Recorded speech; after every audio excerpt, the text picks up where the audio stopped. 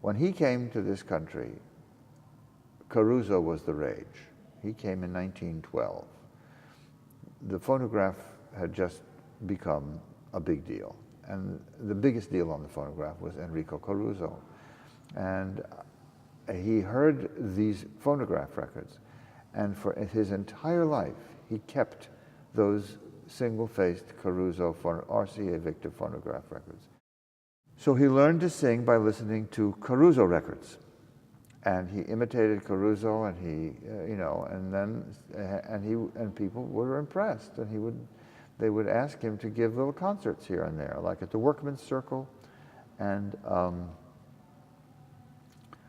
one of the wealthy Jewish patrons of the arts who lived on Fifth Avenue, I don't know if it was Mrs. Guggenheim or Mrs. Untermeyer or Mrs. Belmont or Mrs. somebody else, heard him singing at the Workmen's Circle and asked to talk to him because they admired what he sounded like.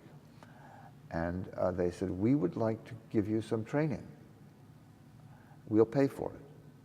And we'd like to send you to a music teacher, to a vocal teacher. And they did. My father said, and he kept the reviews of his recitals that he had done at various places. They had him singing on Fifth Avenue. They had him singing in their mansions on Fifth Avenue. One of them bought him a coat because she didn't think his coat was good enough. So he said they bought me a coat because they didn't like the look of my coat. Now his father was also very musical, but only in the synagogue. His father, that is my other grandfather, was as opposed as my mother's father was to the theater. My Zayda Laser was opposed to anything to do with secular theater, particularly with opera. But there was a phonograph in the house, and my father would play the music, and his mother would like the music, particularly Caruso. My grandfather, his father, was threatened by it because it was secular, and it was their version of what Irving Howe called the war between the home and the street. And that war was not an easy war, because my father started going for his vocal lessons, and his father didn't want him to do it, particularly since he was going to do it on Shabbos.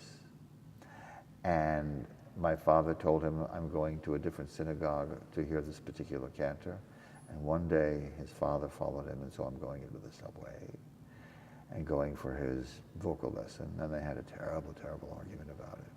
But my father kept doing it because this was what he wanted to do.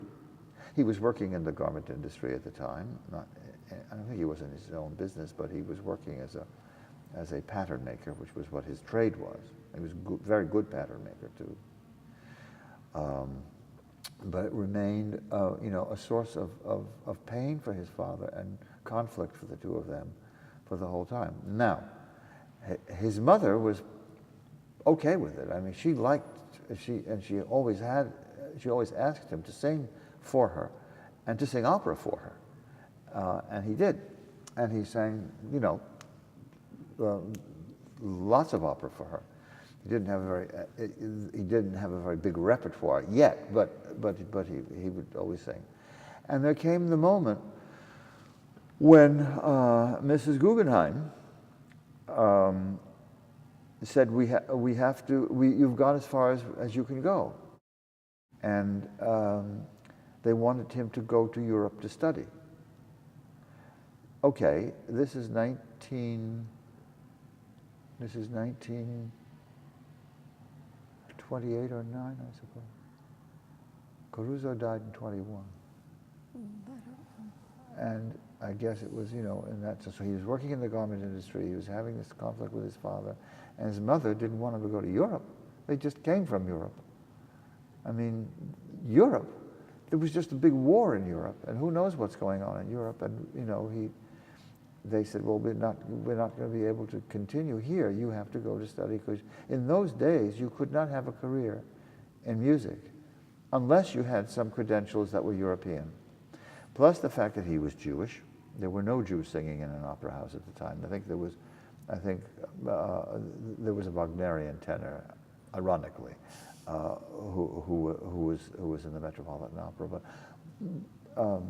Melchior, I think, was Jewish, and a couple of sopranos. But a short Jewish man, you know, with a beautiful lyrical tenor, was going to have to be really very, very good, and have to, you know, create a career for himself in Europe.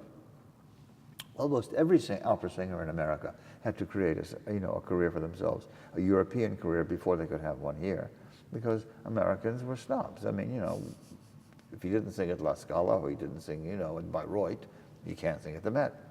But that broke the tie. He didn't want to leave his mother.